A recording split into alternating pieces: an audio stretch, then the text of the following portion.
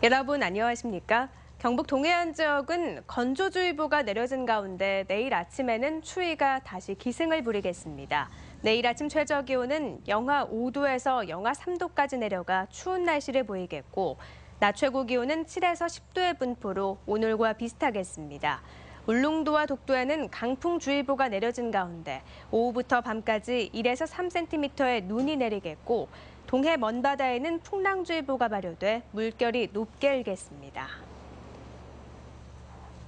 경상북도는 국비가 포함된 올해 보육 예산을 지난해보다 7.7%인 335억 원을 증액한 4,665억 원으로 편성해 맞춤형 보육 정책을 추진하기로 했습니다.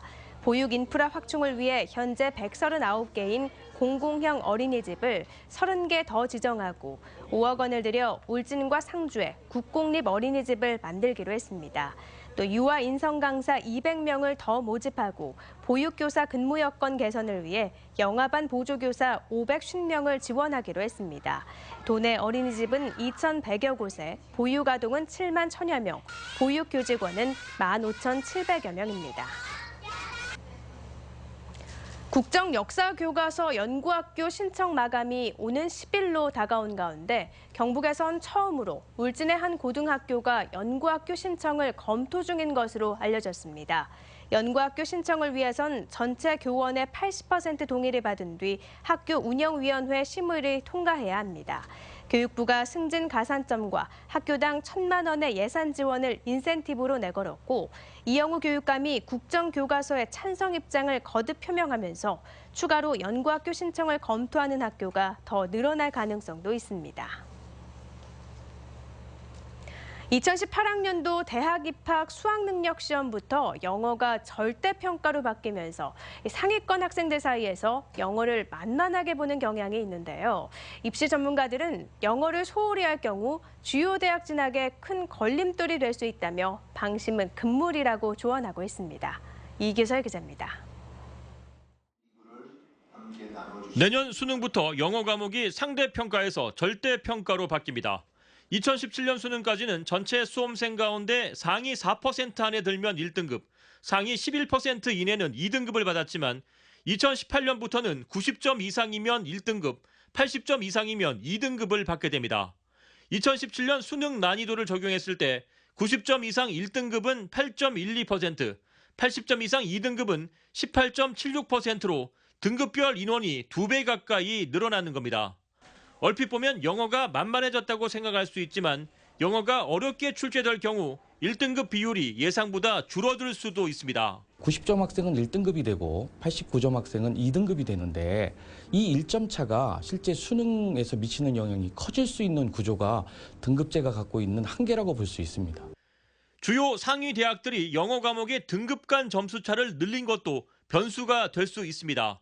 연세대학교의 경우 입시 총점 900점에 영어 1등급과 2등급의 차이는 7.5점, 한양대는 총점 1000점에 4점이 차이 나고 경희대도 등급 간 점수 차가 4.8점입니다.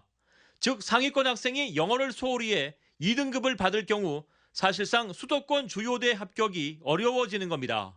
일부 대학의 경우에는 2등급을 맞게 되면 지원에서 상당한 어려움이 예상되고 이런 학생 같은 경우에는 등급 간 점수 차가 적은 대학에밖에 지원할 수 없는 구조를 갖게 됩니다. 게다가 대학 수시 선발 비중이 점점 높아지는 상황에서 내신 성적의 경우 영어 상대평가가 그대로 유지되기 때문에 영어 공부를 소홀히 해서는 안 됩니다. MBC 뉴스 이규설입니다. 포항시와 동양건설산업이 투자 양해각서를 체결하고 추진한 두호 마리나 항만 개발 사업이 난항을 겪고 있습니다. 동양건설산업은 사업성이 부족하다며 1,200가구의 주상복합 아파트 건축을 요구하고 있지만 포항시는 도시기본계획상 상업 전용 용지로 지정돼 용도 변경이 어렵다는 입장입니다.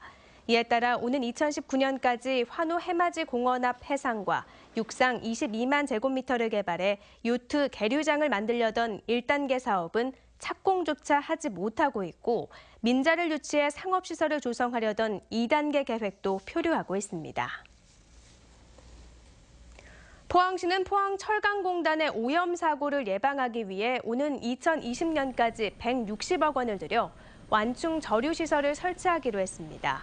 저류시설은 포항철강공단 1, 2, 3단지에 설치되는데 포항시는 다음 달 용역업체를 선정하고 오는 4월 실시 설계에 들어가 2020년까지 완공할 예정입니다. 한편 포항철강공단 1, 2단지의 경우 철강과 석유화학 등 39개 사업장에서 하루 1,800여 톤의 유해물질을 배출하고 있고 2015년부터 관련 법률이 개정돼 완충 저류시설 설치가 의무화됐습니다. 한국수력원자력 한울원자력본부는 건설 중인 신한울원전 2호기 초기 전원을 가압하고 본격 시운전에 들어갔다고 밝혔습니다. 초기 전원 가압은 원전 설비를 시험하려고 전력을 처음 공급하는 절차로 신한울 1호기는 2015년 3월 초기 전원을 가압했습니다. 신한울 1, 2호기는 지난 2009년 아랍에미리트에 수출한 것과 동일한 140만 킬로와트급 신형 가압 경수로 원전으로 1호기는 내년 4월, 2호기는 2019년 2월에 각각 준공 예정입니다. 올해 경북 사랑의 온도탑이 100도를 돌파하면서 성금 모금이 마감됐습니다. 모금액은 목표액 134억 7천만 원보다 3억여 원 초과한 138억여 원으로 사상 최대를 기록했고 사랑의 온도는 102.5도를 기록했습니다. 경북 사회복지공동모금회는 개인 기부 비중은 줄고 기업 기부와 현물 기부 비중이 늘었다고 설명했습니다. 경주시는 올해 노인들의 일자리와 사회활동 지원 사업을 시행합니다. 이번 사업은 공공시설 봉사, 노인 돌봄 사업, 실버 공연당 등 공익활동과 취업 창업활동으로 경주 시니어클럽과 경주문화원 등 7개 기관이 사업을 수행합니다. 지원 대상자는 만 65세 이상 기초연금 수급자로 오는 10일까지 2,100여 명을 모집합니다. 이상으로 포항 MBC 이브닝 뉴스를 마칩니다. 고맙습니다.